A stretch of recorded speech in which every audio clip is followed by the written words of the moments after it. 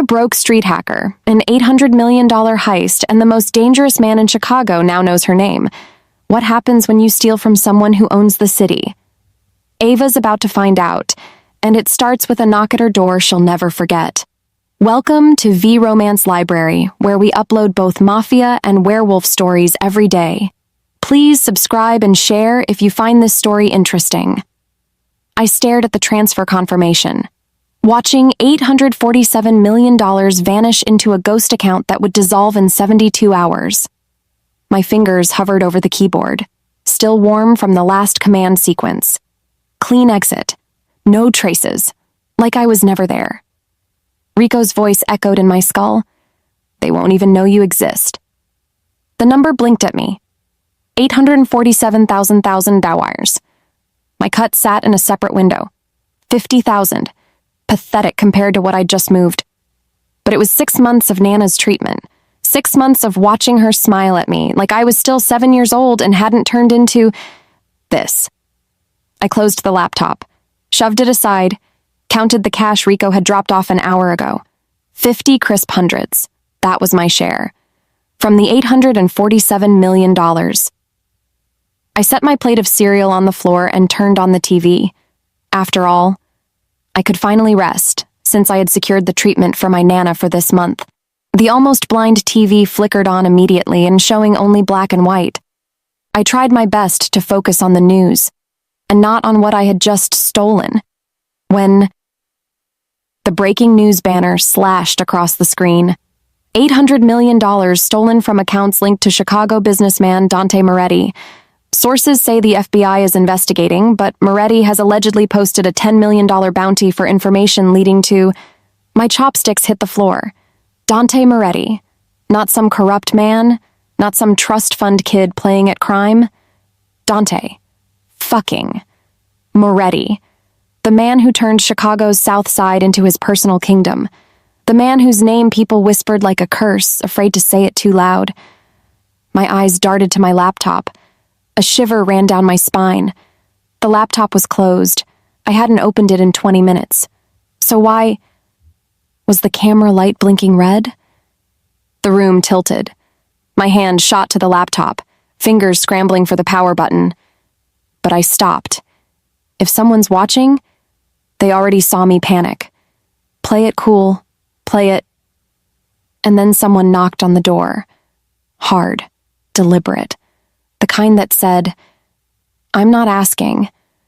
My apartment didn't get visitors. Not the kind who knocked, anyway. Junkies just tried the handle. Cops announced themselves. This was neither. I moved to the window first. Habit. Fire escape. 3 floors down. Alley access. The math ran automatically. 12 seconds to the window. 3 seconds to unlock. 8 seconds to the ground, if I didn't break an ankle. The knocking didn't repeat. Somehow that was worse. I crept to the door, breath shallow, and pressed my eye to the peephole. Empty hallway. Wrong. The doorknob turned. From the inside, I hadn't touched it. The deadbolt was still engaged. Or it should have been. The door swung open anyway, smooth and silent. He filled the doorway with his presence. Tailored charcoal suit. No tie. Dark hair shot through with silver at the temples. Eyes like stones at the bottom of a frozen lake. He looked at me the way I looked at code, dissecting, analyzing, finding the vulnerability. Ava Mitchell. His voice rolled out, smooth and cold. You have terrible operational security for a hacker. I ran. Fire escape. Only option. I made it 3 steps before hands caught me. Not his hands. Other hands. Belonging to men I hadn't seen because I was too busy staring at the monster in my doorway. They didn't grab rough, just held me, and I understood immediately and that struggling would be useless. Let me save you some time, the man in the suit said, stepping into my apartment and closing the door behind him. The fire escape leads to an alley. My car is in that alley. The front stairs have 2 more of my men. Your neighbor's apartment. Mrs. Chen, lovely woman, waters your plants when you're at Rico's. Also has one of my men. You have nowhere to go. You're Moretti. It came out flat, No point in questions when you already know the answer. I am. He surveyed my apartment with the disinterest of someone appraising a gas station bathroom. You thought the South Side would hide you. That's quaint. I don't know what... He held up a hand. Don't. You're smarter than that. And I'm busier than this. One of the men holding me pressed something against my face. Cloth. Chemical sweet. My scream came out as a groan, and before everything went soft at the edges, the last thing I saw was Moretti checking his watch. I woke up in heaven. That was my first thought anyway, because my apartment ceiling didn't have crown molding, and the air didn't smell like leather and expensive cologne. Floor-to-ceiling windows showed Chicago stretched out below like a glittering circuit board, Lake Michigan a black void beyond the lights. My wrists burned, zip ties, hands behind a chair. Classic. You're awake. My eyes found the monster I had stolen from. Moretti sat across from me in an armchair that probably cost more than my entire year's rent. He was pouring whiskey into 2 glasses, crystal, the kind that chimed when he set them down. Drink? He offered. Cut my hands loose and maybe. The corner of his mouth twitched, not quite a smile. No. He took a sip, watching me over the rim. I cataloged everything my hacker brain could grab. Expensive suit, no visible weapons, 3 exits I could see, windows that definitely didn't open.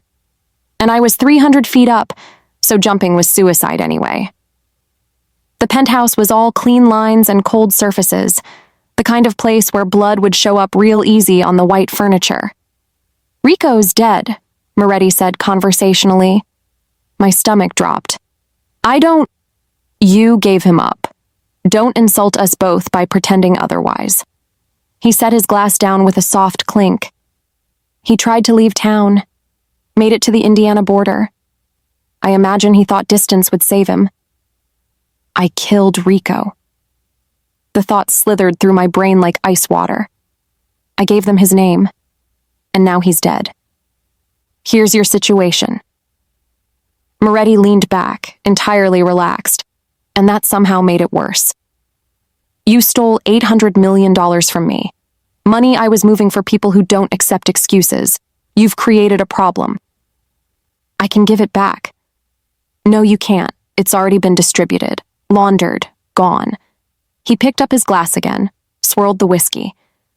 But I'm a practical man. You have a skill set I can use. So here's your choice. Work for me until the debt is paid. Or I visit your grandmother first, St. Anthony's Medical Center, room 412, stage 4 emphysema, very sad, and then I come back for you. Slowly. Everything in me went still. How did you... I own Chicago, Miss Mitchell. Did you think I wouldn't do my homework? He pulled out his phone, tapped something, and turned it toward me. Nana, in her hospital bed, sleeping. The timestamp said 20 minutes ago. Touch her, I heard myself say, voice coming from somewhere deep and animal. And you'll what? His tone didn't change. Still calm, still cold. You're zip-tied to a chair 300 feet above the street. Your entire digital footprint is in my hands. Every account, every alias, every poorly encrypted backup drive. You have no leverage, no escape, and no options. He was right. I ran the scenarios the way I'd run code, every branch, every possible exploit. They all ended the same way. What do you want? Smart girl. He stood, smoothed his suit jacket. First job starts now. One of his men, I hadn't even heard him come in, cut my zip ties. Blood rushed back into my hands. Moretti slid a laptop across the glass coffee table between us. Top of the line, military-grade encryption setup, I could tell from the login screen. Federal database, he said. I need you inside. Full access. If you fail... He glanced at his phone, still showing Nana sleeping. Your grandmother gets a visit tonight. My hands shook as I opened the laptop. This was different from hitting some rich asshole's offshore account. This was federal. This was the kind of thing that ended with black sites and life sentences. This is Nana dying alone because I was too scared. I cracked my knuckles and started typing. The federal system was beautiful in its complexity. Layers of security like Russian dolls, each one nested inside the next.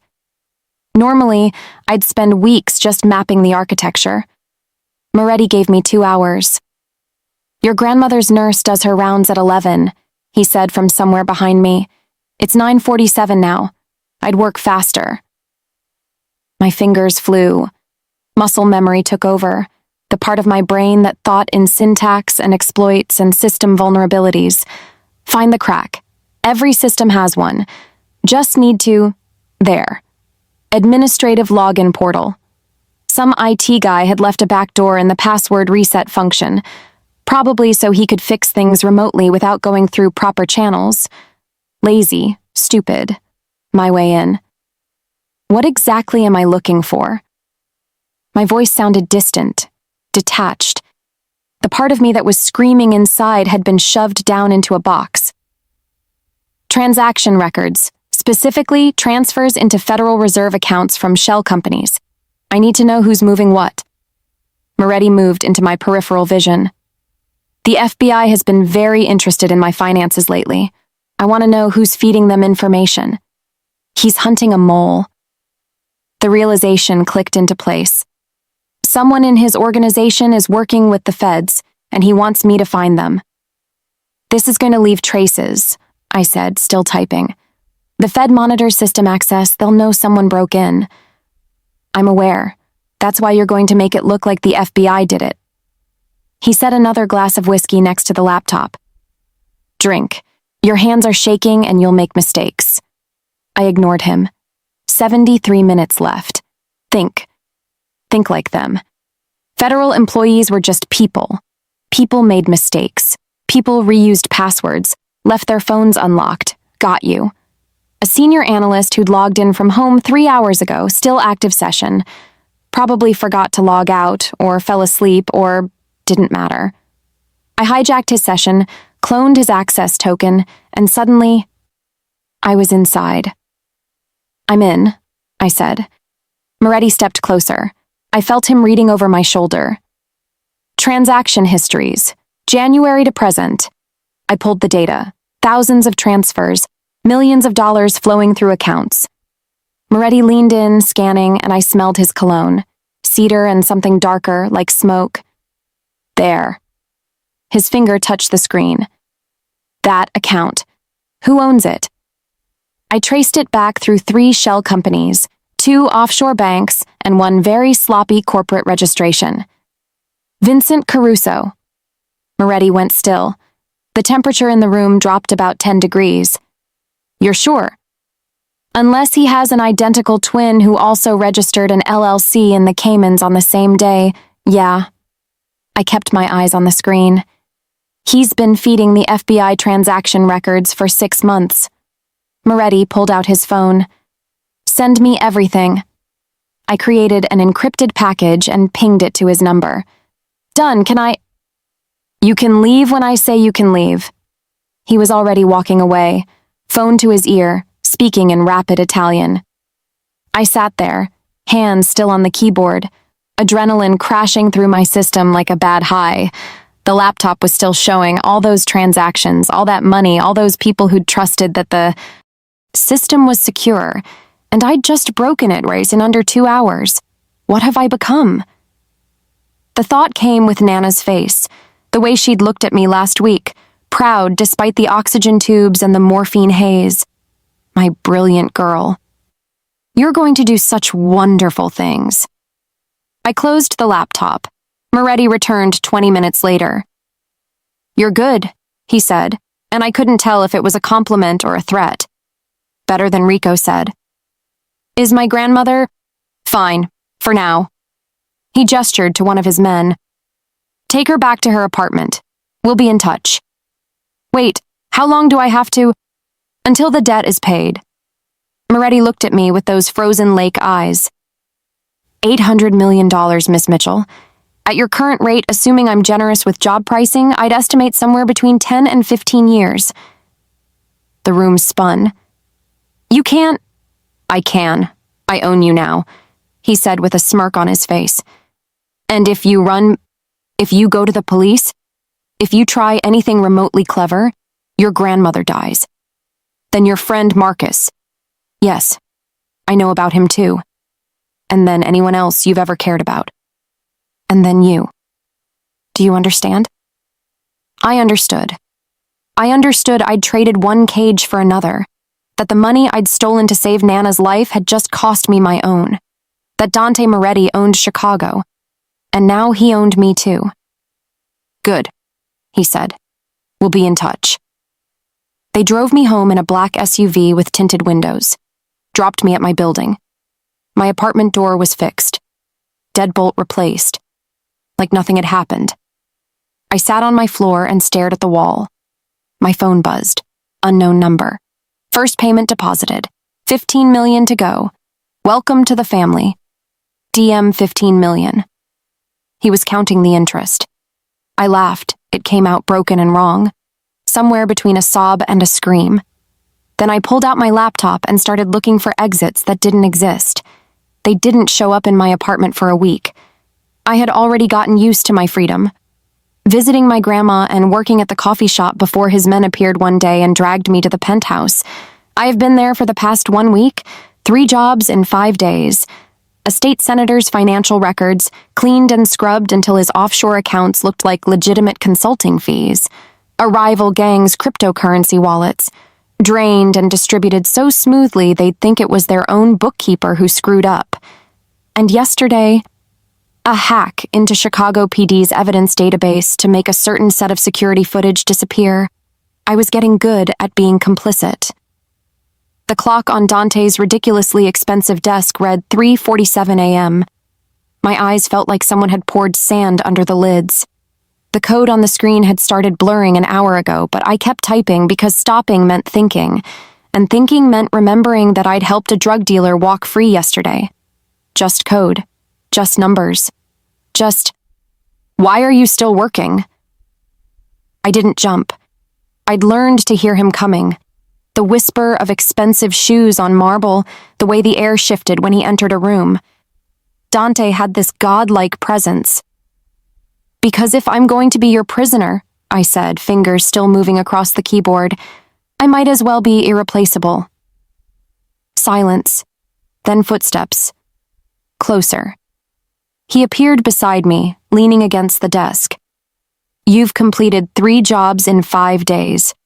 Each one flawless. His voice carried that same cold smoothness.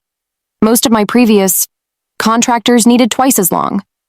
Most of your previous contractors probably slept. I finally looked up at him. Big mistake. His eyes caught mine. Cold blue meeting brown. I tried to understand what was going on in his mind. If it was assessment, maybe curiosity, or maybe a quick way to kill me. Sleep is overrated, he said. Said every crime boss ever. His mouth did that thing again. Not quite a smile, just a microscopic shift at the corner. You have a smart mouth. Miss Mitchell, you're not the first person to notice. I saved my work and closed the laptop. My hands ached. Everything ached. Am I done for the night, or do you have another state official you need me to compromise? Tell me something. He moved around the desk, and suddenly he was too close. Close enough that I could smell cedar and smoke and something metallic, like old coins. Do you feel guilty? Every second of every day. Would it matter if I did? No, it won't, he said without mincing his words. Silence stretched between us for a minute. I tried to curtail my anger and tiredness. You look terrible, he whispered after a while, his eyes never leaving my face. Thanks. You really know how to make a girl feel special. He crossed to the desk and picked up the flash drive. Is it done? Fine, for now. He gestured to one of his men. Take her back to her apartment. We'll be in touch. Wait, how long do I have to... Until the debt is paid. Moretti looked at me with those frozen lake eyes. $800 million, Miss Mitchell. At your current rate, assuming I'm generous with job pricing, I'd estimate somewhere between 10 and 15 years. The room spun. You can't. I can. I own you now, he said with a smirk on his face. And if you run, if you go to the police, if you try anything remotely clever, your grandmother dies, then your friend Marcus, yes, I know about him too, and then anyone else you've ever cared about, and then you. Do you understand? I understood. I understood I'd traded one cage for another, that the money I'd stolen to save Nana's life had just cost me my own, that Dante Moretti owned Chicago, and now he owned me too. Good, he said. We'll be in touch. They drove me home in a black SUV with tinted windows, dropped me at my building. My apartment door was fixed, deadbolt replaced, like nothing had happened. I sat on my floor and stared at the wall. My phone buzzed. Unknown number. First payment deposited. $15 million to go. Welcome to the family. DM, $15 million. He was counting the interest. I laughed. It came out broken and wrong, somewhere between a sob and a scream. Then I pulled out my laptop and started looking for exits that didn't exist. They didn't show up in my apartment for a week. I had already gotten used to my freedom, visiting my grandma and working at the coffee shop before his men appeared one day and dragged me to the penthouse. I have been there for the past 1 week, 3 jobs in 5 days. A state senator's financial records, cleaned and scrubbed until his offshore accounts looked like legitimate consulting fees. A rival gang's cryptocurrency wallets, drained and distributed so smoothly they'd think it was their own bookkeeper who screwed up. And yesterday, a hack into Chicago PD's evidence database to make a certain set of security footage disappear. I was getting good at being complicit. The clock on Dante's ridiculously expensive desk read 3:47 a.m. My eyes felt like someone had poured sand under the lids. The code on the screen had started blurring an hour ago, but I kept typing, because stopping meant thinking. And thinking meant remembering that I'd helped a drug dealer walk free yesterday. Just code. Just numbers. Just, why are you still working? I didn't jump. I'd learned to hear him coming. The whisper of expensive shoes on marble, the way the air shifted when he entered a room. Dante had this godlike presence. Because if I'm going to be your prisoner, I said, fingers still moving across the keyboard, I might as well be irreplaceable. Silence. Then footsteps. Closer. He appeared beside me, leaning against the desk. You've completed 3 jobs in 5 days. Each one flawless.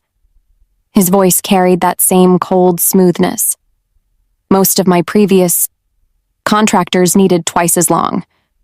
Most of your previous contractors probably slept. I finally looked up at him. Big mistake. His eyes caught mine. Cold blue meeting brown. I tried to understand what was going on in his mind. If it was assessment, maybe curiosity, or maybe a quick way to kill me. Sleep is overrated, he said. Said every crime boss ever. His mouth did that thing again.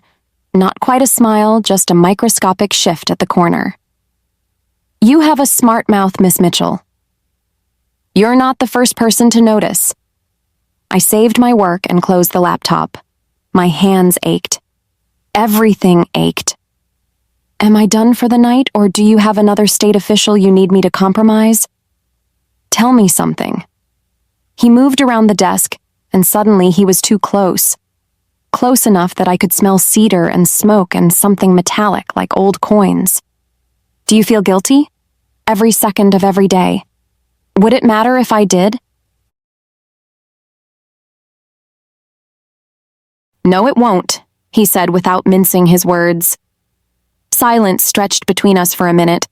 I tried to curtail my anger and tiredness. You look terrible, he whispered after a while, his eyes never leaving my face. Thanks. You really know how to make a girl feel special. He crossed to the desk and picked up the flash drive. Is it done? Would I still be sitting here if it wasn't? I leaned back in the chair, vertebrae cracking. Everything you wanted, files, emails, case notes. Even found you a federal informant. You're welcome. Something flickered across his face, there and gone before I could name it. The informant. Did you identify them? Codename Sparrow. Real names encrypted 6 ways from Sunday. I could crack it, but you didn't pay for that. Lie. I could have cracked it in another hour. But something made me hold back, some last shred of whatever I used to be. Dante studied me with those frozen eyes. You're protecting them. Shit. I'm protecting my time, I said evenly. You want me to ID your rat? That's another job, another payment off my debt. The silence stretched like a wire pulled tight. Then he smiled. Actually smiled. Sharp and cold as broken glass. You're learning. Good. People who give me everything for free don't last long in this business. He pocketed the flash drive and checked his watch. Your grandmother's appointment is in 2 hours. Marco will take you. My heart jumped. I can see her? Every other week. 1 hour, supervised. He walked towards the door and paused at the doorway. And Miss Mitchell, don't think about saying anything clever. Marco speaks Portuguese and sign language. Your grandmother speaks both. He'll know. He'd researched Nana that thoroughly. The thought made my skin crawl. I understand. I doubt that. He moved toward the door, then paused. The prosecutor you hacked. Catherine Yang. She has 3 children. Do you know their names? The question landed like a punch. No. Emma, 7, David, 10, Christopher, 14. He looked back at me, expression unreadable. She's a good person, dedicated, genuinely believes she's making the world better. He opened the door. I want you to remember that. Every time you think about guilt, about right and wrong, remember that good people lose when you're good at your job. He left me sitting there with a bitter truth. St. Anthony's Medical Center smelled like antiseptic. I'd spent enough time here to recognize the particular blend, bleach, industrial soap, and underneath it all, the sweet, sick smell of bodies giving up. Marco walked 3 steps behind me. 6'4", neck like a tree trunk, eyes that tracked everything. He hadn't spoken during the drive, didn't need to. The gun under his jacket did all his talking. Room 412. Same room she'd been in for 8 months. I knocked even though I didn't have to. Habit from when she could still get up, still had privacy. Come in, meu amor. Nana's voice thin as paper. I pushed open the door. She looked smaller than last time. The oxygen tubes seemed bigger against her face. The machines louder. But her eyes, those were still sharp, still seeing everything I tried to hide. Ava. She smiled, and something in my chest cracked. You look tired. Work. I sat in the chair next to her bed, the one with the cracked vinyl that caught on my jeans. Marco positioned himself by the door, arms crossed, watching. Big project, lots of late nights. This computer job? Her English was accented, Portuguese curling around the edges. She'd never quite shaken it, even after 40 years in Chicago. Is good? They pay you well? They own me, Nana. They're using me to destroy good people. And I can't stop because stopping means watching you die. Yeah, I said. Really good. They're covering your treatment and everything. Her hand found mine. She gave it a warm squeeze. You are too good to me, Mina Menina. Always taking care of your old avo. The Portuguese words, my girl, your old grandmother, hit like they always did. Like coming home. Like everything I was fighting for. You took care of me, I said, throat tight. My whole life. This is just returning the favor. She studied my face with those sharp eyes. Something is wrong. Nothing's wrong. Don't lie to your avo. I can see it. Here. She touched my forehead. And here. My chest over my heart. You are carrying something heavy. I'm carrying your life, Nana, and it weighs everything. Just stress, I managed. The job's demanding. Too demanding. She squeezed my hand with what little strength she had. You work too hard. Like your mother. I went still. Mom worked 3 jobs. This isn't... Your mother worked herself to death. Nana said it flat, factual. 70 hours every week, trying to keep us fed, keep a roof over our heads, and then one day her heart just stopped, like a machine that runs out of power. I'd been 14. Mom collapsed at her second job, the one at the laundromat, massive coronary, dead before the ambulance arrived. Nana took me in even though she was already struggling, already sick, already drowning. I'm not Mom, I said. No, you are smarter, but smart doesn't mean invincible, meu amor. Her fingers tightened on mine. Promise me you won't work yourself to death like she did. Promise me. I promise, I lied. She smiled, satisfied. Good. Now tell me, are you eating? That apartment? It has food? We fell into the familiar rhythm, her asking questions, me deflecting, both of us pretending everything was normal, that I wasn't essentially a slave to a crime lord. Marco tapped his watch. 1 hour. Time's up. I have to go, I said, standing, but I'll be back in 2 weeks, I promise. 2 weeks. Nana's voice went soft. You used to visit every day. Don't you know the hospital is boring? Especially for old people like me? I smiled. I will try to come more, I said, even though I knew it was a lie. Because Dante only lets me see you when I'm good. When I complete his jobs and don't ask questions and slowly become everything Mom taught me not to be. I know. She reached up, touched my cheek. You are a good girl, Ava. Whatever happens, remember, you are good. I left before she could see me crying. Marco drove me back in silence. The penthouse felt colder when we arrived. Or maybe I was just seeing it clearly now, all glass and marble and expensive emptiness. Dante was waiting in my workspace. He'd been going through my monitors. Have a nice visit? He asked without turning around. Wonderful. Really felt like freedom. I dropped into my chair, exhaustion settling over me like a weighted blanket. What do you want? I want to know why you didn't ID my informant when you clearly had the capability. He turned, leaning against the desk. Marco reported your entire conversation with your grandmother. Very touching. But you're hiding something, Miss Mitchell. Of course he'd listened. The rage flared hot and immediate. I told you, that's another job. No, that's you making a decision about who lives and who dies. He crouched down, eye level with me now, close enough that I could see the gold flecks in his gray eyes. Let me be clear, you don't get to make those decisions. I do. You're the weapon. I'm the one who aims it. Then aim better, I snapped, because I'm not doing anything else until I sleep. The temperature dropped. Dante went very still, the kind of still that predators do right before they strike. You're refusing. I'm negotiating. There's a difference. I held his stare even though every instinct screamed to look away. I've done 3 impossible jobs in 5 days. I cracked federal encryption in 6 hours.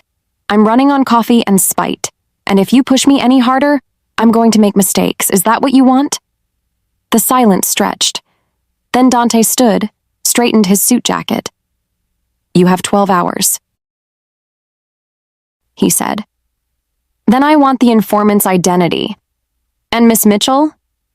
He headed for the door. Don't confuse negotiating with having power. The only reason you're alive is because you're useful. Stop being useful, and you stop being alive. The door closed with a soft click. I rolled my eyes. Dickhead. I started working with the little information I had. I had to know what was in this little file before I gave it to him. I needed to have some leverage. At first, nothing came out, even after trying different passwords and ways to break into his system. Nothing. And then, with one last try, it cracked. Dante's secrets right before my eyes. The files had layers. Each one had another one after it. Hundreds of them. Financial records, photographs, audio recordings. I opened one at random. A video. Dante, maybe 10 years younger, standing in what looked like a warehouse. Someone was kneeling in front of him, tied up. Dante was talking in that same cold voice or asking questions. The person answered. Dante nodded to someone off camera. Gunshot. The video ended. I opened another file. Bank records showing payments to 3 city council members, 2 judges, and a state senator, all of them on Dante's payroll. My fingers hovered over the keyboard. Copy it. Hide it somewhere safe. Use it when the time comes. But if he found out... Footsteps in the hall. I closed the folder and wiped my access logs in 3 seconds flat. When Dante walked in, I was working on the Sparrow identification like I'd been doing it all along. Making progress? He asked. Almost there, I lied. Be fast, he hissed. Anger laced his voice. Then he took one last glance at me and walked away. Immediately he left. I opened the file to continue what I was doing when my phone buzzed. St. Anthony's Medical Center. I almost didn't answer. Dante's rule. No personal calls during jobs, but hospitals didn't call at 2 a.m. to chat about billing. I picked up. Miss Mitchell, this is Dr. Patel. It's about your grandmother. The world tilted sideways. She's had a pulmonary crisis. We've intubated her, but her oxygen levels are dropping. We need to discuss DNR status and... No! The word came out raw. No DNR. Do everything. I don't care what it costs. Miss Mitchell, her lungs are failing. Without a transplant or experimental intervention, we're looking at days, maybe hours. And the transplant list, she's not a candidate given her age and... Then the experimental treatment. Whatever it is, I'll pay. Static silence. Then, the treatment I'm referencing costs approximately $800,000. It's not covered by insurance, and it's still in trial phases. The success rate is 30%, and I'll get the money. My voice sounded like someone else's, distant, drowning. Just keep her alive, please. We'll do everything we can, but you should come. In case, I'll be there. I hung up and stared at the screen. The security system mocked me with its complexity. 6 hours of work, Dante waiting for results. Marco stationed outside the door. Days, maybe hours.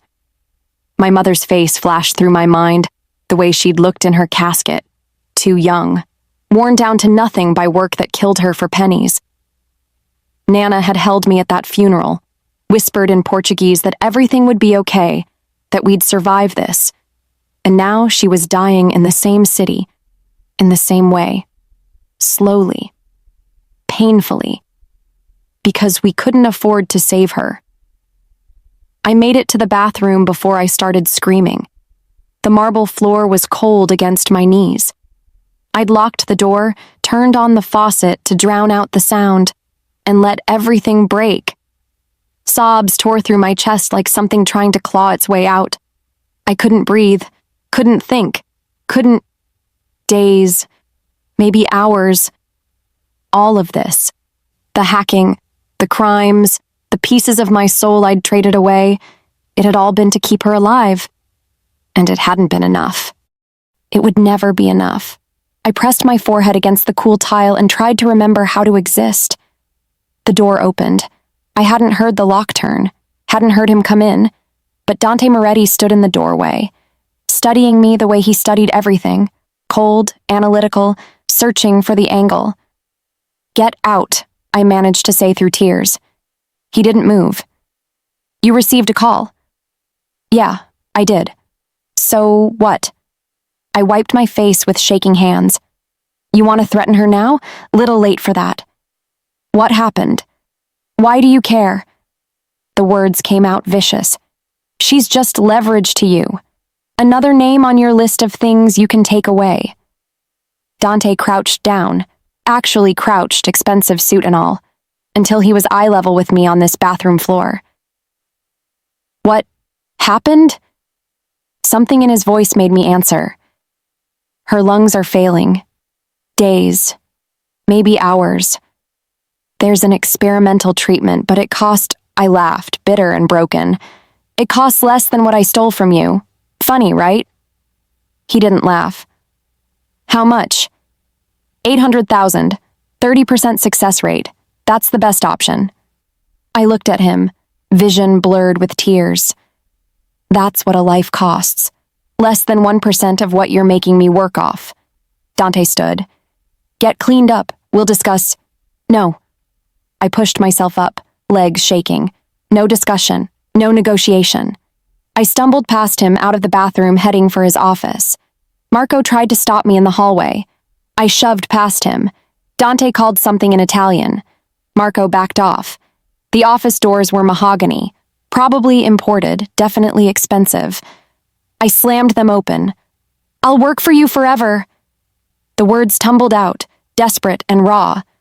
Not 15 million. Not until the debt's paid. Forever. I'll be your property.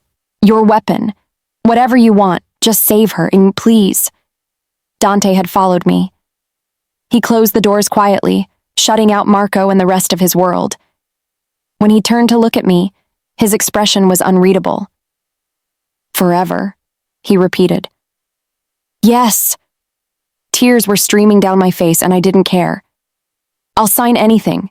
Do anything. You want me to hack the Pentagon? Done. You want me to destroy people? I'll do it, just... My voice cracked. Just let her live. She's all I have left. He moved to his desk, fingers drumming once against the wood. You understand what you're offering. I understand I'm trading my life for hers. I stepped closer, fists clenched.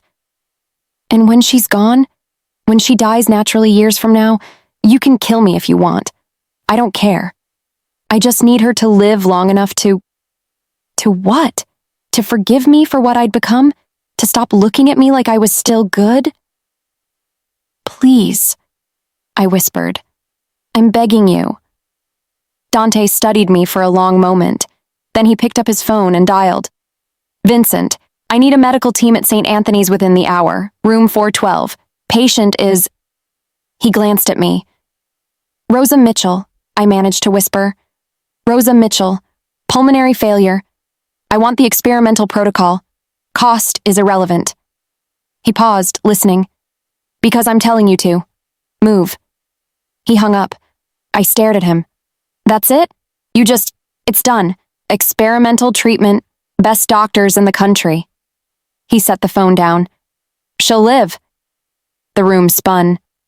I don't understand. You offered me forever. I'm accepting. His eyes locked on mine, still cold, but something else moved behind them now. But know this.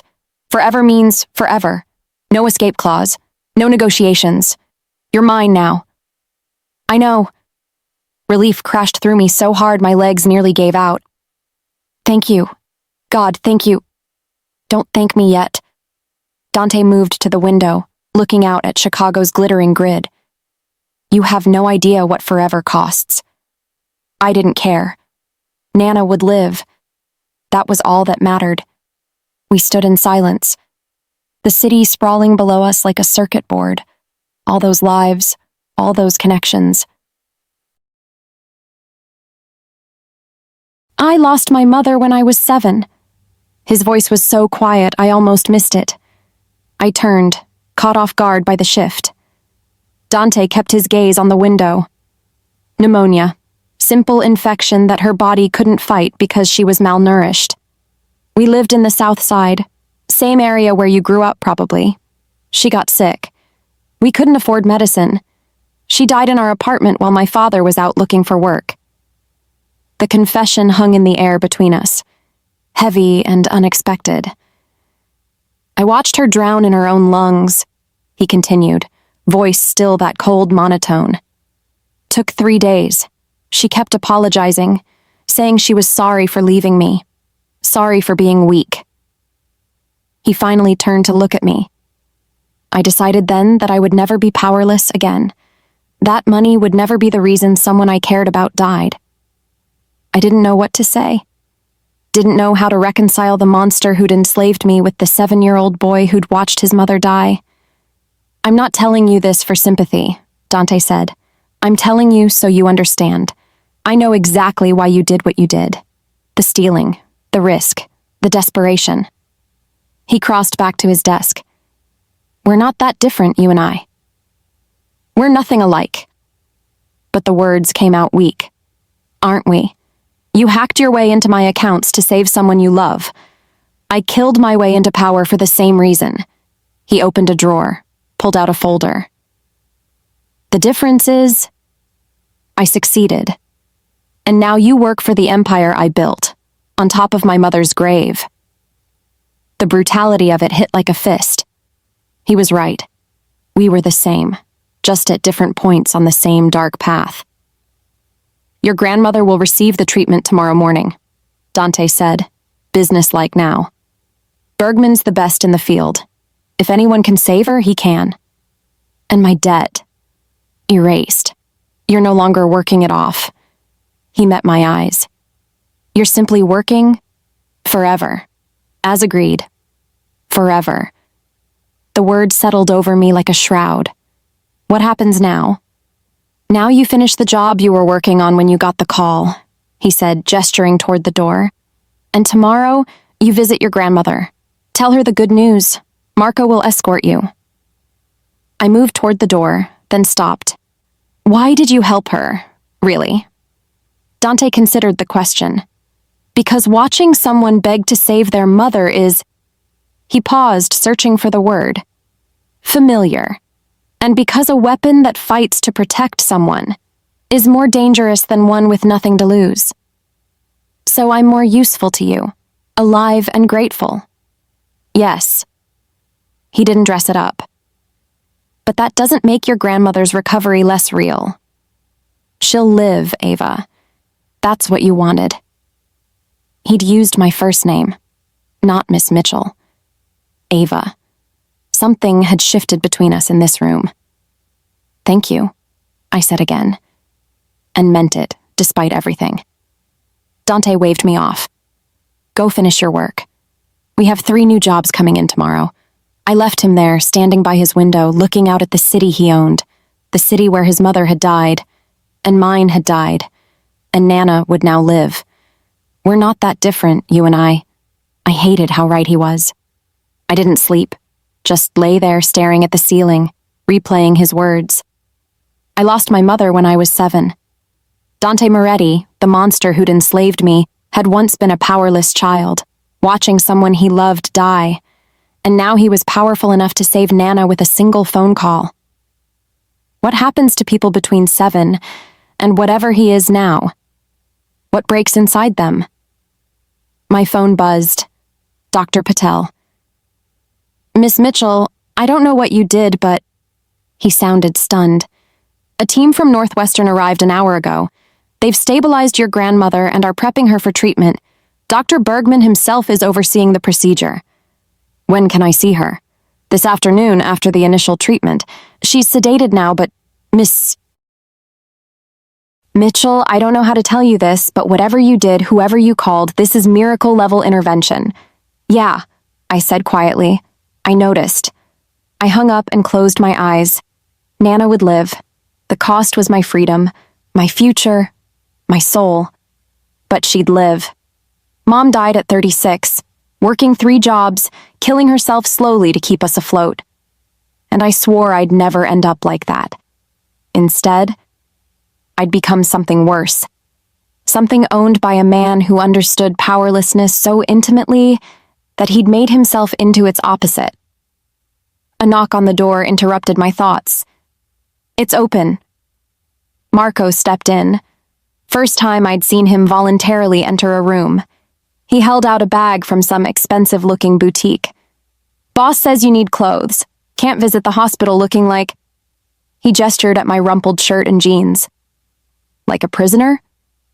Marco's expression didn't change. Like someone who slept in their clothes. I took the bag. Inside, Designer jeans, a soft gray sweater, actual good boots, all in my size. He knows my measurements. Boss knows everything. Marco checked his watch. Car leaves in 2 hours. Be ready. He left, before I could ask questions. I found Dante in the kitchen, and that was its own kind of unimaginable event, watching a crime lord make espresso in a custom Italian machine, while wearing a suit that probably cost 5 figures. Sleep well?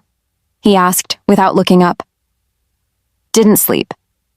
Neither did I. He poured 2 cups, slid one across the marble island toward me. Sit. I sat, because arguing felt exhausting, and the espresso smelled incredible. Your grandmother's procedure starts at 10, Dante said, finally meeting my eyes. Bergman estimates 6 hours. You can see her around 4, assuming everything goes smoothly. And if it doesn't? It will. He said it with absolute certainty, like he'd personally guaranteed it. Maybe he had. Bergman owes me 3 favors. He'll use all of them if necessary. The espresso was perfect, rich and complex, and probably ruinously expensive. I hated that I noticed. That cold, I whispered. I tried to imagine a man working on my Nana just because he owed the Mafia boss not 1, but 3 favors. It's practical. He set down his cup. And it ensures I don't waste resources worrying about loyalty. Your grandmother lives because you work. Simple equation. You manipulated me into slavery, and you're calling it simple. I gave you a choice. You made it. His tone didn't shift. And for what it's worth, you made the right one. Most people don't. What happens when she dies? The question came out before I could stop it. She's 83. Even with treatment, she's got maybe 5-10 years. What happens to me then? Dante considered this. Then we renegotiate, or you become valuable enough that I keep you for other reasons. He pushed off the counter. You're already proving more useful than my last 3 contractors combined. Keep that trajectory and your grandmother's mortality won't matter. The brutal calculus of it made my stomach turn. But I couldn't argue with the logic. It was my logic, too. I have a job for you today, Dante continued. After you visit the hospital, someone's been skimming from my offshore accounts. Small amounts. Very clever. I need you to find them. One of your own people? Yes. He said it without emotion.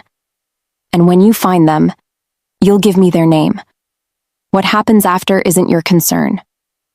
They'll die. Just like Rico. Just like whoever this sparrow informant is when Dante finds them. What if I say no? You won't. He checked his watch. Marco's waiting. Don't keep him. I stood, espresso cup still in hand. You saved her life. I know I should be grateful. But I also know you're using it to control me. And I hate you for it. Good. Dante met my eyes, and for a moment I saw something almost like respect there. Hate keeps you. Sharp. Gratitude makes people soft. He turned back to his espresso machine. And I need you sharp, Ava. What's coming next requires it. What's coming next? You'll see. He didn't elaborate. The appointment with the doctor went too fast. He assured me that she would survive. Yes, the treatment cost a whole lot of fortune. But she would survive. He didn't bother asking me how I got to know Dante. But his eyes did, whenever he mentioned the word sponsor. Immediately I stepped out of the hospital, a message came from Dante. I need it ready before this night. The job was easier than it seemed. Someone had been skimming $3,000 every 2 weeks from 3 different offshore accounts, small enough to avoid automatic flags. I had their identity in 90 minutes. Anthony Russo, mid-level enforcer. Dante's organization for 6 years. Had a gambling problem that had eaten through his savings and left him desperate enough to steal from a man who killed people for breathing wrong. I stared at his file. Another person drowning. Another casualty of powerlessness. Give me their name. What happens after isn't your concern. My fingers hovered over the keyboard. I could lie. Say I hadn't found anything yet. Buy Anthony Russo time to run. But Dante would know. He always knew. And if I protected someone who stole from him, what message did that send? That I wasn't reliable, that I might protect the next person, that I was still thinking of myself as separate from his operation. Instead of part of it, Nana's face, the oxygen tubes, Dr. Bergman's cautious optimism. I typed Anthony Russo's name and hit send. The reply came 30 seconds later. Good work. Marcus needs handling. Come to my office. My stomach dropped. Oh no. Marcus has been the one feeding every single thing about Dante to the FBI. But he was my friend. Had always been my friend. Ever since we were 6. Betraying him felt almost like betraying my grandmother. My hands shook as I stood. This is who you are now. This is what forever means. Dante's office door was open. He sat at his desk, looking at his phone. Expression unreadable. Anthony Russo will be handled quietly, he said without looking up. His family won't know what happened. They'll think he ran off with a mistress. Kinder that way. Kinder. The word tasted like ash. Sit. He gestured to the chair across from him. We need to discuss Marcus. I sat. Because what choice did I have? Dante set down his phone and finally looked at me. Your plan to contact him as his FBI handler, it has merit, but there's a problem. What problem? You care about him. That makes you unreliable. He leaned back in his chair. You'll try to warn him, or you'll hesitate. Either way, he slips through my fingers. I won't. Don't lie to me, Ava. His voice stayed calm, but somehow got colder. I can see it in you. The same thing I saw when you begged for your grandmother. You're still trying to save people. You want me to give him up? I'll give him up. The words came out mechanical. Dead. Sharp. Gratitude makes people soft. He turned back to his espresso machine. And I need you sharp, Ava. What's coming next requires it. What's coming next? You'll see. He didn't elaborate. The appointment with the doctor went too fast. He assured me that she would survive. Yes, the treatment cost a whole lot of fortune. But she would survive. He didn't bother asking me how I got to know Dante. But his eyes did, whenever he mentioned the word sponsor. Immediately I stepped out of the hospital, a message came from Dante. I need it ready before this night. The job was easier than it seemed. Someone had been skimming $3,000 every 2 weeks from 3 different offshore accounts, small enough to avoid automatic flags. I had their identity in 90 minutes. Anthony Russo, mid-level enforcer. Dante's organization for 6 years. Had a gambling problem that had eaten through his savings and left him desperate enough to steal from a man who killed people for breathing wrong. I stared at his file. Another person drowning. Another casualty of powerlessness. Give me their name. What happens after isn't your concern. My fingers hovered over the keyboard. I could lie. Say I hadn't found anything yet. Buy Anthony Russo time to run. But Dante would know. He always knew. And if I protected someone who stole from him, what message did that send? That I wasn't reliable? That I might protect the next person? That I was still thinking of myself as separate from his operation? Instead of part of it, Nana's face, the oxygen tubes, Dr. Bergman's cautious optimism. I typed Anthony Russo's name and hit send. The reply came 30 seconds later. Good work. Marcus needs handling. Come to my office. My stomach dropped. Oh no. Marcus has been the one feeding every single thing about Dante to the FBI. But he was my friend. Had always been my friend. Ever since we were 6. Betraying him felt almost like betraying my grandmother. My hands shook as I stood.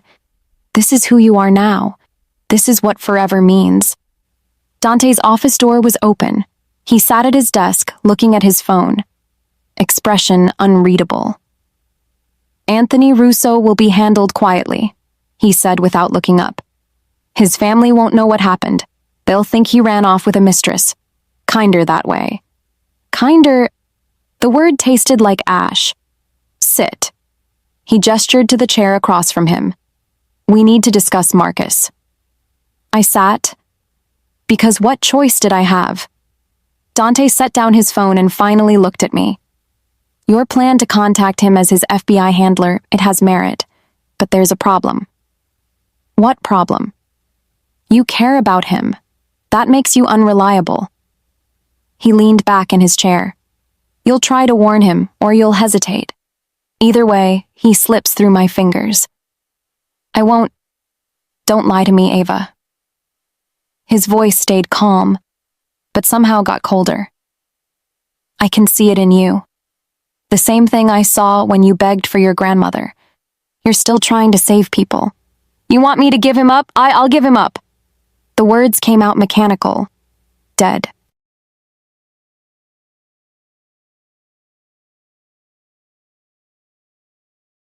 No. Dante stood, moved to the window. I want you to understand why he has to die. Not because I told you to, but because you genuinely see the necessity. He's an informant. He betrayed you. That's necessity enough. Is it? Dante glanced back at me. Or are you just repeating what you think I want to hear? I didn't answer. Couldn't. Marcus Leone has been feeding the FBI information for 8 months. Dante continued. Case files, witness statements, financial records, everything needed to bring down my organization and put me away for life. If he succeeds, what happens to your grandmother's treatment? Who pays for it when I'm in federal prison? The logic landed like a punch. He's not just betraying me, Dante said quietly. He's betraying you. Your grandmother. Everyone who depends on this organization continuing to exist. I stopped, because it was true. As awful and twisted as it was, he was right. If Dante went down, Nana's treatment stopped. Bergman's miracle ended. She'd die slowly, drowning in her own lungs. Marcus's survival meant Nana's death. You see it now? Dante observed. The real calculation. I did see it, and I hated every piece of it. What do you need me to do? Set the meat. Bring him in. Let Marco handle the rest. He returned to his desk. And Ava, this is the moment you decide who you really are. Someone who saves strangers at the cost of family, or someone who protects what's theirs. Who was I? I stood on shaking legs. I'll set the meat. Good. He pulled up something on his laptop. And when it's done, when Marcus is handled, you'll understand something important. What's that? Dante looked at me with those frozen lake eyes. That you and I are exactly the same. We just learned it at different ages. I left his office with my phone in hand and Marcus's number on the screen. The same, we're exactly the same. And the worst part was, I couldn't argue anymore. 3 days later, I found myself staring at the laptop, eyes heavy as hell. But I couldn't say a word, couldn't even sleep, because I had to work for him. Dante sat beside me in this uncomfortable penthouse, piles of papers by his side. I could feel the heat of his eyes on my body. You're staring. I blinked. I'm thinking. You're staring and calling it thinking. He didn't look up. If you're stuck, say so. I'm not stuck. I rubbed my eyes. Tired. That's different. Then sleep. Can't. You need this by morning. I need it done correctly. If you're too tired to work, you'll make mistakes. He finally glanced up. Mistakes get people killed. Comforting. It's factual. He set down the tablet. Take a break. Coffee? I should have said no. Should have maintained some distance, some boundary between prisoner and captor, but coffee sounded perfect, and I was too exhausted to pretend I didn't want it. Yeah. Thanks. Dante stood and moved to the machine in the corner. I watched him work with the kind of efficiency that came from repetition. 2 minutes later, he set a cup in front of me. I took a sip. Perfect. Exactly the right amount of sugar, splash of cream. How did you... I notice things. He settled into the armchair across from my workspace, closer than necessary. Close enough that I could smell his cologne, cedar, and smoke. It's how I stay alive. By memorizing how your captives take their coffee? By paying attention to details others miss. His eyes held mine. You take your coffee the same way every morning. 2 sugars, cream until it's the color of caramel. You also crack your knuckles before starting difficult jobs. And you bite your lower lip when you're problem solving. The observation landed somewhere between flattering and unnerving. That's creepy. That's survival. He sipped his own coffee. Black, no sugar. You think I built this empire by being careless? I think you built it by being terrifying. Fear is a tool, but observation is a weapon. He leaned back, studying me over the rim of his cup. You, for instance. I know you're left-handed, but use your mouse right-handed because your first laptop didn't have left-handed settings. I know you skip lunch when you're stressed, but never breakfast. I know... Okay, I get it. You're very observant. I took another sip to avoid looking at him. It's still creepy. Would you prefer I didn't pay attention? Yes. No, I don't know. I'd prefer not to be interesting enough to warrant that level of scrutiny. Too late for that. Something shifted in his expression. Barely perceptible, but there. You became interesting the moment you broke into my accounts. Everything after has been... confirming the assessment. The way he said it made heat crawl up my neck. I focused on my coffee instead of whatever was happening in the space between us. Your turn, Dante said. My turn what? To tell me something I don't know about you. He gestured with his cup. Fair exchange. I showed you my observational skills. Show me yours. I'm a hacker. Observation is literally my job. Then it should be easy. I studied him. Really looked, the way I looked at systems when searching for vulnerabilities. Expensive suit, perfectly tailored but worn enough to be comfortable.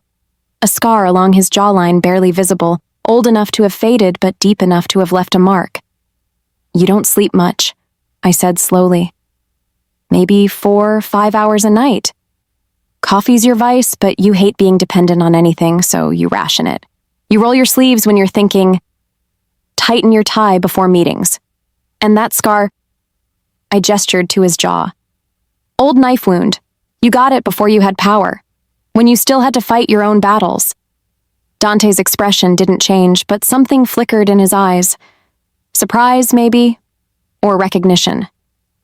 Not bad. I noticed things too. We sat in silence for a moment, drinking coffee at 3 a.m. like this was normal. Like I wasn't his prisoner and he wasn't my captor. Like we were just 2 people too tired to maintain their armor. Finish your coffee, Dante said.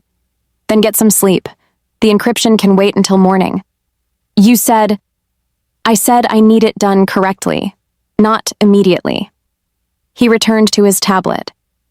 You're no good to me exhausted. I should have been annoyed by the practicality of it. You're no good to me. But mostly I was relieved. I drained my coffee and closed my laptop.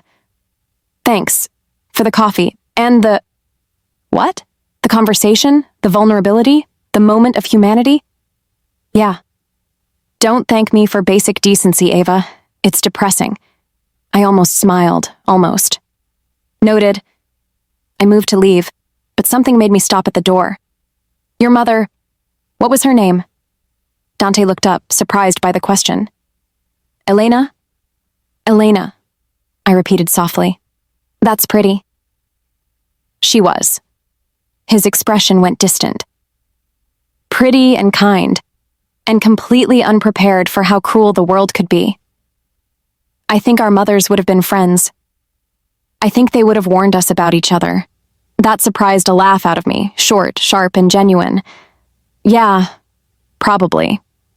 I left him there, surrounded by his empire's paperwork, and retreated to the guest room that had become my cell. I woke up on the couch in Dante's study. Not the guest room, the couch, with something soft draped over my shoulders. I sat up, confused, and realized his jacket.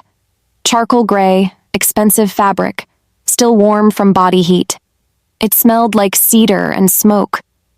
When did I... The memory surfaced slowly. I'd been sitting on the couch, laptop open, trying to explain. Dante had been listening, asking questions, and I must have just fallen asleep mid-sentence. The clock read 9:34 a.m. 6 hours. I'd been out for 6 hours. Dante was gone.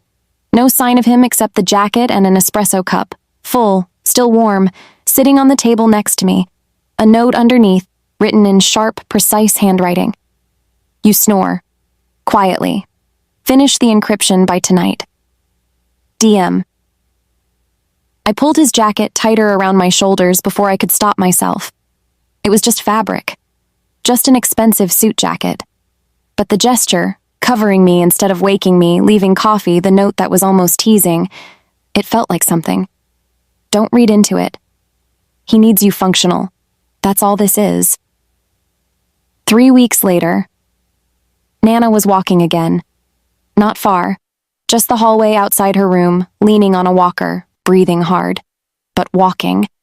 Her lungs were regenerating, slowly, painfully, but regenerating. Dr. Bergman called it remarkable progress. I called it a miracle funded by the devil. Minha menina, Nana said, settling back into her bed. Color had returned to her face. Not much, but enough. You look tired. I'm fine.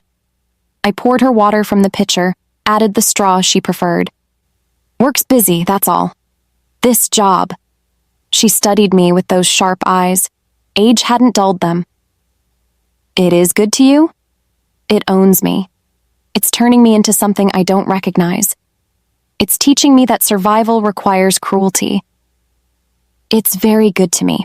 That's why you're here, getting better. The sound conveyed skepticism. You are losing weight. Not sleeping. I see it.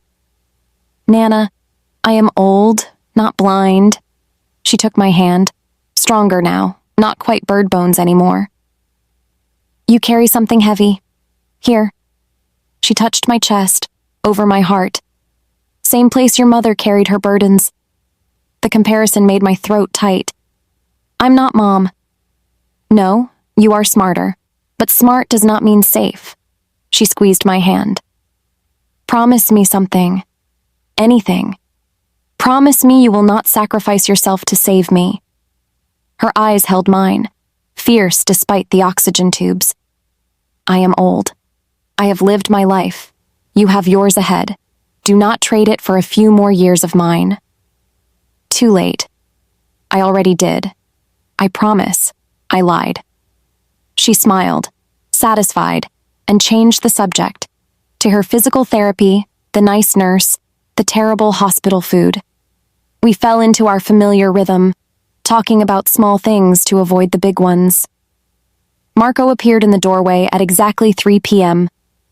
Time's up. I'll be back next week, I told Nana, kissing her forehead. Keep getting stronger. You too, meu amor. You too. I left before she could see my face crumble. The drive back should have been routine. 20 minutes through Chicago traffic, Marco in the driver's seat, me in the back scrolling through Dante's latest job requests. Except we never made it back. The SUV was 3 blocks from the hospital when another car slammed into us from the side. The world spun, metal shrieking, glass exploding, my head cracking against something hard. When everything stopped moving, I tasted copper and felt warm blood running down my temple. Marco, I managed. He was slumped over the steering wheel, unconscious, or dead. I couldn't tell. My door opened. Hands grabbed me, dragged me out onto the pavement. 3 men, armed. Get her up, one said. Move! They hauled me to my feet. My vision doubled, then cleared. We were back at the hospital. How did we get back to the hospital? And they were pushing me through the entrance, past confused nurses, straight toward— No. Room 412. They shoved me through the door. Nana was sitting up in bed, confused, starting to call for help. One of them pressed a gun to her temple. She went silent. "Smart lady," the gunman said. Then to me, "Call him." "What?" "Call Dante Moretti. Tell him to come alone, or she dies right here. And you watch." The gun pressed harder against Nana's head. "Now," he said. My hands shook as I pulled out my phone. This was a trap. Obviously a trap. Calling Dante meant he'd walk into certain death, but not calling meant— Nana's eyes found mine, calm, accepting. She mouthed something. "Don't." I dialed anyway. He picked up on the first ring. "Ava." "Dante. They have my grandmother." The words tumbled out broken and desperate. "3 men. Armed. St. Anthony's, room 412. They want you to come alone." "I'm sorry, I'm so sorry. I don't know how they found— I'm coming." His voice was deadly calm, the kind of calm that preceded violence. "Keep them talking, 15 minutes. He hung up. The gunman smiled. "Good girl. Now we wait." "He'll bring backup," I said, trying to think, trying to plan. "An army. You won't make it out alive." "Don't care, just need him in the room." He checked his watch. "Your boyfriend made a lot of enemies. We're just the ones brave enough to collect." Boyfriend. The word would have been funny in any other context. "He's not— Save it. We know about you. His weakness." He gestured with the gun. "Everyone in Chicago knows. Dante Moretti, untouchable crime lord, and the little hacker he keeps in his penthouse. Very romantic. Very stupid. His weakness. They thought I was leverage. Thought Dante cared enough about me to walk into a death trap. And maybe they were right. He'd saved Nana. He'd covered me with his jacket. He'd learned how I took my coffee. But that didn't mean he'd sacrifice himself. Would he? Nana's hand found mine, squeezed once. Her eyes said everything her voice couldn't. "This isn't your fault." Except it was. Everything was. I'd stolen from Dante and triggered this chain of events. I'd become important enough to be used as bait. I'd let myself believe that vulnerability at 3 a.m. meant something beyond strategy. He's coming. Dante's actually coming. The 15 minutes crawled by. The gunmen positioned themselves, one by the door, one by the window, one next to Nana with his gun steady and calm. Professional. This wasn't their first kill. Outside, I heard cars, multiple cars, tires screeching, doors slamming. The lead gunman grinned. He actually came. Stupid. My heart stopped. He came. He chose to walk into certain death. For me. The door opened. Dante stood in the hallway, alone, hands visible and empty. He looked at the men, then at Nana, then at me. His expression was unreadable. "Let them go," he said. "You want me? Here I am. Come inside. Slow." Dante stepped into the room. The door closed behind him. He was boxed in now. 3 guns, no escape, no backup visible. "You know this ends one way," he said, with a smirk on his face, like he was having a conversation. "Yeah, with you dead." The gunman's finger tightened on the trigger. "Last words?" Dante looked at me. Just for a second. Something passed between us, understanding, maybe, or regret. Then he smiled, sharp and cold. "Duck." I dropped, pulling Nana down with me. The window exploded inward, glass, gunfire, screaming. The world became chaos. I covered Nana's body with mine, felt bullets whip past overhead, heard bodies hitting the floor. Then silence. I looked up. All 3 gunmen were down, dead or dying, hard to tell. The window was gone, replaced by open air and 2 figures. Dante stood in the center of the room. Not a scratch on him, checking his phone like he'd just finished a boring meeting. I couldn't find words. "You knew." I assumed. He pocketed his phone and moved to Nana's bedside. "Ma'am, I apologize for the disturbance. This won't happen again." Nana stared at him, then at me, then back to him. "You are the boss." "I am." "You came for my Ava." "I did." She studied him for a long moment. Then, incredibly, she smiled. "Thank you." Dante looked uncomfortable. Maybe the first time I'd seen him genuinely off balance. "You're welcome." Security poured into the room. Dante started giving orders in rapid Italian, coordinating cleanup, evidence removal, hospital staff management, the machine of his empire clicking into place. I sat on the floor, shaking, trying to process what had just happened. He came. He walked into a trap. For me. Marco appeared in the doorway, blood running down his face from the crash, but alive. He took in the scene, nodded once at Dante, and started helping with the bodies. Dante crouched next to me. "Can you walk?" "I think so." "Then let's go. This hospital's about to be flooded with police, and you don't need that conversation." He helped me up, steady and solid. "Marco will stay with your grandmother. No one gets near her. I promise." "Dante? Not here." He guided me toward the door.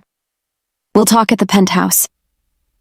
We left Nana in Marco's protection, surrounded by Dante's security, while police sirens wailed in the distance. In the SUV, as we sat in a comfortable silence between us, the shock had slowly left my face. I finally found my voice. "You came." "Yes." "That was stupid." "Yes." "You could have died." "Yes." I stared at him. "Why?" Dante looked out the window at Chicago sliding past. When he spoke, his voice was quiet, careful. "Because I've lost everyone I cared about. Mother, father, the few people I trusted." He glanced at me. "I wasn't going to add you to that list." The confession hung in the air between us. I didn't know how to finish that sentence. "I'm not yours. I'm not worth dying for. I'm not whatever you think I am." "You are," he said, reading my mind. "Whether you accept it or not." The rest of the drive passed in silence. But when we reached the penthouse and I started toward the guest room, Dante caught my wrist. "Stay." Not an order, almost a question. Just, "Stay, tonight." I should have said no, should have maintained distance, kept the boundaries clear. Instead, I followed him to his study. We didn't work, didn't talk, just sat, him in his chair, me on the couch, while Chicago glittered beyond the windows, somewhere around midnight. I fell asleep. When I woke up hours later, his jacket was draped over me again, and Dante was gone. But his coffee cup sat next to mine, full, still warm, exactly how I took it. His words echoed in my ears. "You are, whether you accept it or not." I pulled his jacket tighter and tried to figure out when I'd stopped being his prisoner and started being something else entirely. That night, Dante did not come home. He usually came 12, or maybe 11, but it was past 4, and he had not walked in. I paced around the penthouse, waiting. Had something happened to him? Or did they attack him? No. Please, Lord, let it not be true. I paused. How did I move from hating this man to praying that he came home alive? The door clicked open. Dante walked in, looking tired. He stopped when he saw me. No surprise, like he knew I'd be waiting. "You should be asleep," he said, pulling his wristwatch. "You should have been home 4 hours ago." The words snapped out sharper than I intended, but adrenaline's been eating me alive. He shrugged off his jacket. The shoulder holster came next, gun and all, placed carefully on the entry table. "It took longer than expected." "Everything with you takes longer than expected." "You waited?" "Anyway?" "Yeah, well," I stood, wrapping my arms around myself. His dress shirt, the one I stole from his closet 3 days ago, hung to my thighs. Someone has to make sure you come back in one piece. Apparently, that's my job now. No one asked you to take that job, Ava. No one asks me to do anything. That's kind of the problem. He crossed the space between us, moving with that predatory grace that still makes my pulse jump. Up close, I could see the exhaustion carved into the lines around his eyes, the tension riding his shoulders. God. I want to touch him, want to smooth away that furrow between his brows, trace the sharp line of his jaw, press my fingers against his pulse just to feel it beat, but I'm so goddamn angry at him for making me care this much. You're upset, he said. I rolled my eyes. Brilliant deduction. Your Harvard MBA really paying off there. His eyes narrowed. Careful, Piccola. Or what? You'll add another 0 to my debt? Cancel our arrangement? Send me back to my shithole apartment? I took a step closer. Bad idea. Terrible idea. The kind of idea that ends with me doing something stupid. Newsflash, Dante. I'm already trapped, so excuse me if I don't feel like watching my mouth. Something shifted in his expression, softened. Is that what you think? That you're trapped? What else would you call it? My voice cracked. I'm here because I owe you. Because you own my debt, which means you effectively own me. I cook your meals, organize your files, sleep in your guest room like some modern-day indentured servant. You slept in my bed last night. Heat flooded my face. That was... What was it, Ava? He stepped closer. We're inches apart now. Close enough that I can smell his cologne mixed with gunpowder and night air. A mistake? I don't know what it was. Liar. I know exactly what it was. It was 3 a.m., and I couldn't sleep.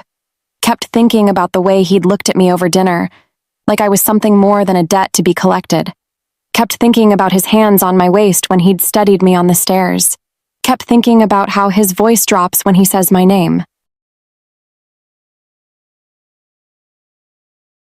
So I'd walk down the hall, to his room, found him awake, reading contracts by lamplight, reading glasses perched on his nose. He'd looked up, lifted the covers, didn't say a word. I'd slept better than I had in months. You're free to go whenever you want, he says quietly. You know that. Right, sure. I'll just pack my bags and walk out on a $250,000 debt. I'm sure that'll go great.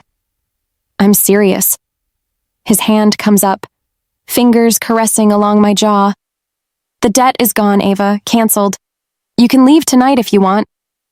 The world tilts sideways. What? You heard me? His thumb brushes my cheekbone. I had the paperwork drawn up last week. Signed it this morning. You don't owe me anything. I stumble backward. He lets me go. You're lying. I don't lie to you. Then why would you? I paused, trying to think clearly. This is some kind of game. Some twisted power play? It's not a game.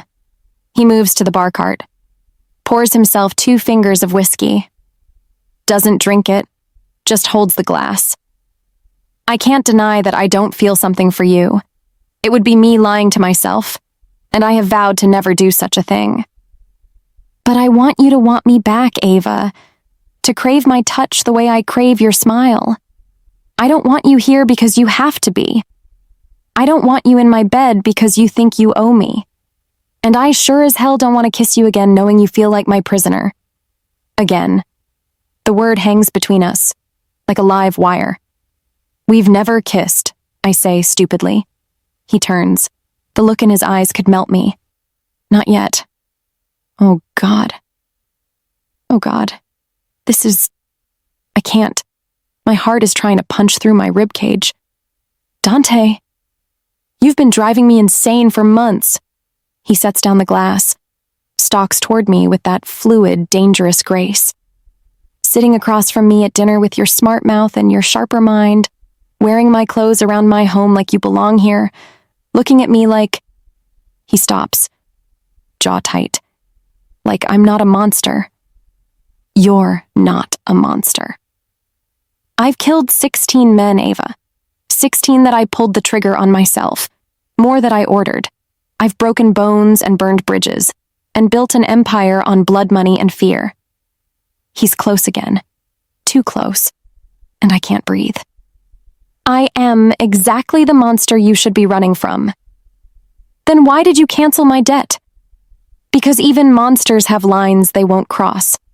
His voice drops to gravel. And making you mine because you have no other choice? That's mine. The air between us is electric, charged with everything we've been dancing around for months. I can see his pulse at his throat, rapid and strong, can see the way his hands are clenched at his sides, like he's physically restraining himself from reaching for me. Kiss me, I think. God, just kiss me already. Like he can read my mind, he leans in. His breath ghosts across my lips, warm and whiskey sweet. I tilt my face up, closing the distance to nothing. To atoms. He stops. Not like this, he whispers. Not when you think you're trapped. Not when you're here because of money, and debts, and obligation. He pulls back, and the loss of his proximity is a physical ache.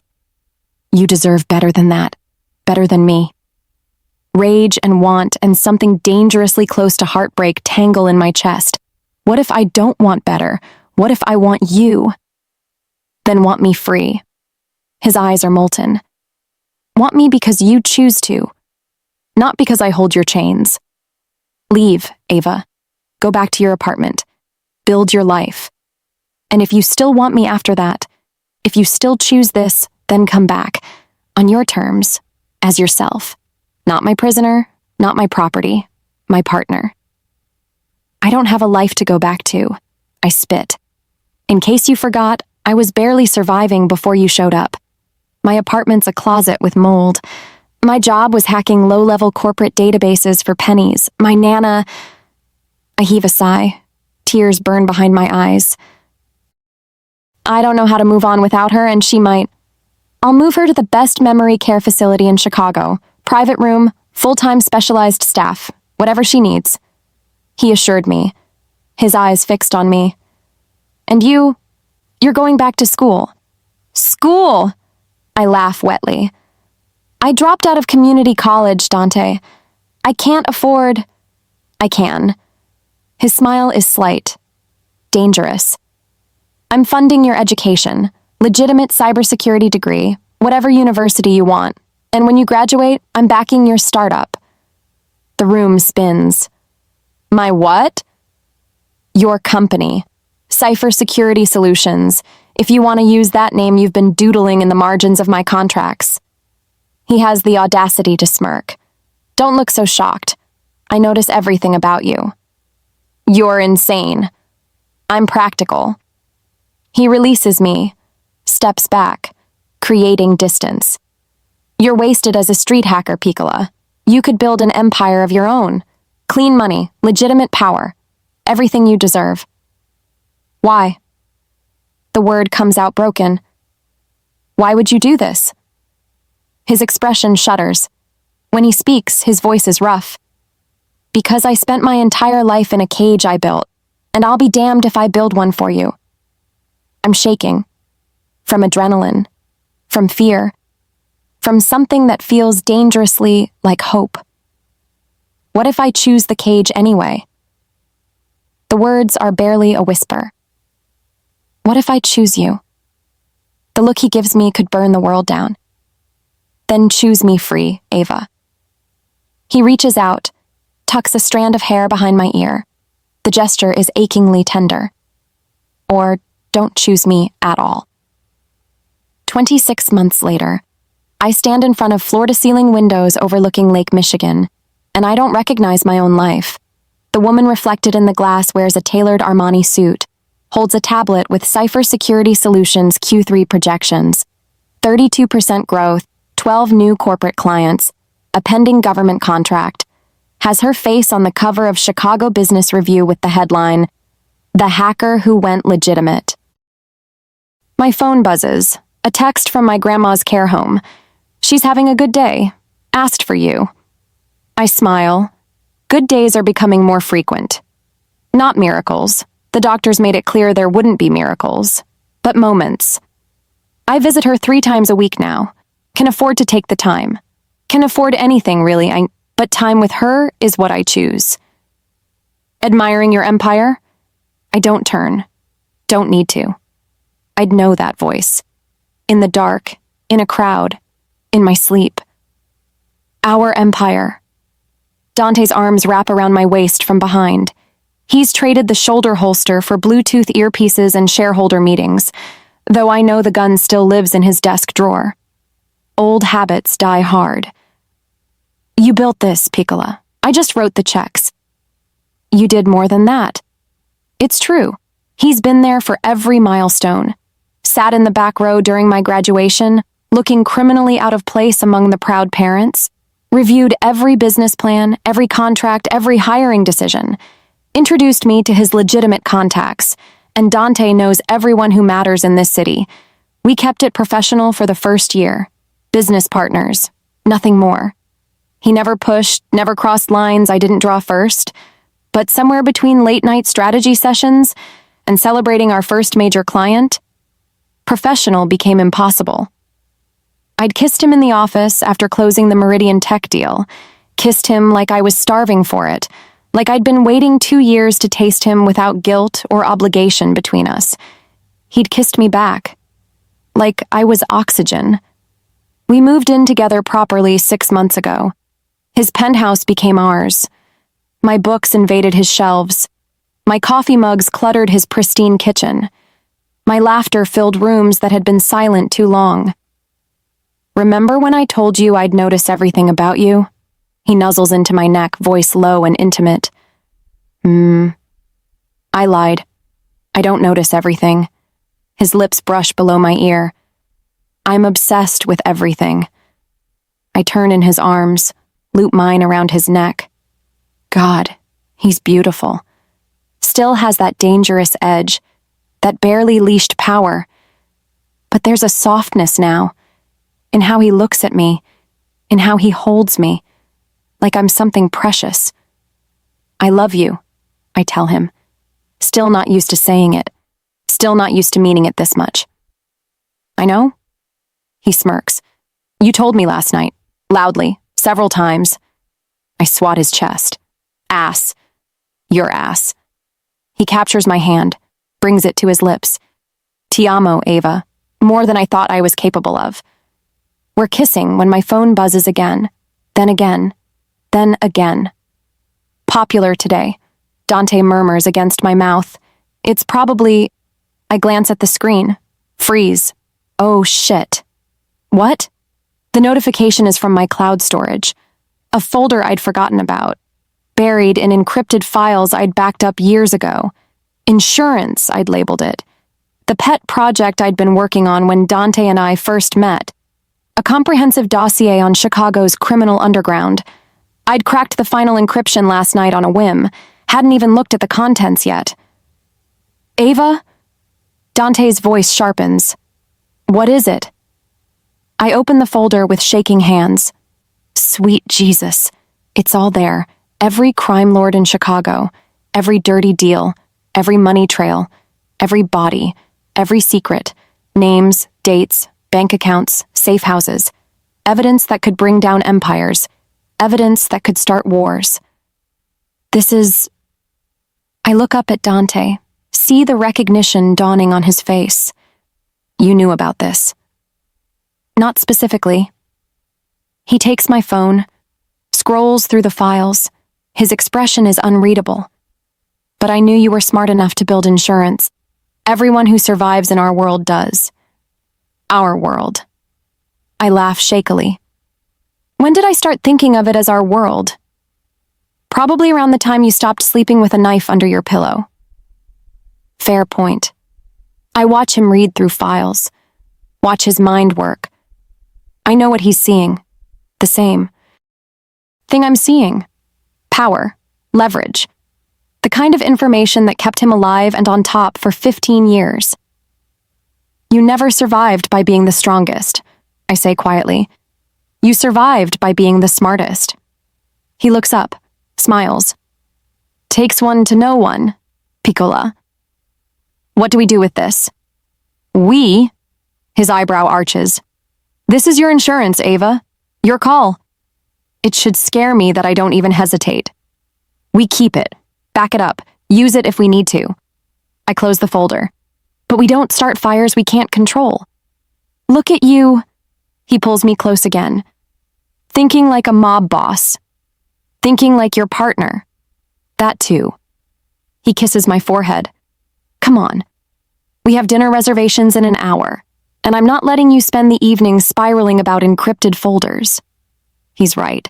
I've gotten good at compartmentalizing. Comes with the territory when your boyfriend used to be Chicago's most feared crime lord, and you're building a cybersecurity empire. We're getting ready, me struggling with the zipper on my dress, him pretending not to notice so he can help when the nausea hits. It's not the first time. Been happening for a week now. Morning nausea, afternoon nausea, evening nausea. I'd written it off as stress, bad sushi, the flu going around, but my period's late, 3 weeks late. Oh God. Ava? Dante's behind me, concern etched in his features. You're pale. I'm fine. I'm not fine. I'm the opposite of fine. Just, can you grab something from the pharmacy? I need... What do I need? What can I say that won't make this real? Tampons. And maybe a pregnancy test. He goes very still. A pregnancy test. Just to be safe, I'm probably not... It's probably nothing. I'll go. He's already grabbing his keys, his wallet. Stay here. I'll be back in 10 minutes. He's back in 8. Hands me a bag with 3 different tests. Top of the line. Of course.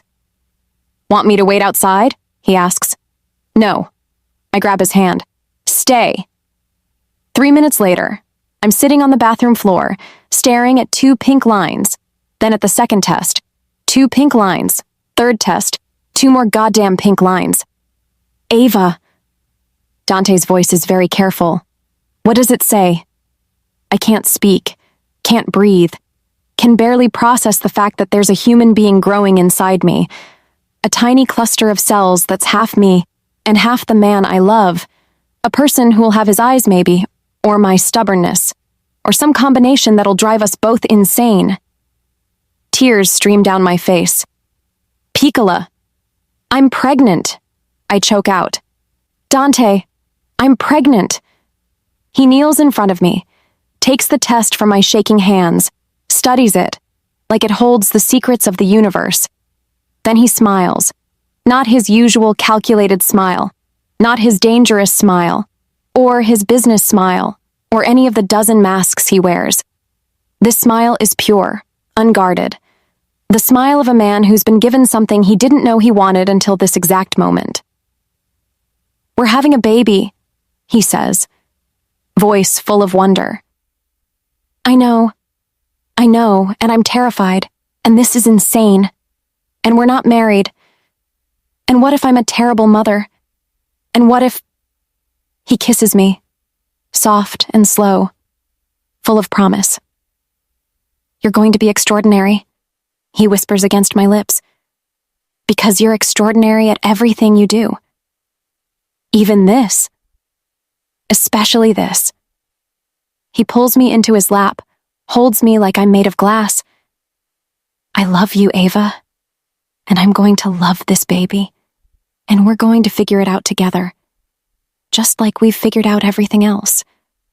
I burrow into his chest, let him hold me while I process. We're having a baby. Dante and I are having a baby. The street hacker and the reformed crime lord are going to be parents. God help this kid.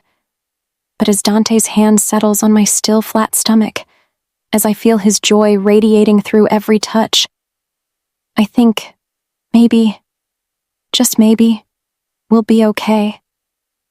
Better than okay. We'll be extraordinary. we've come to the end of this story. If you loved it, don't forget to like, share, and subscribe. And also, comment where you're watching from. It means a lot.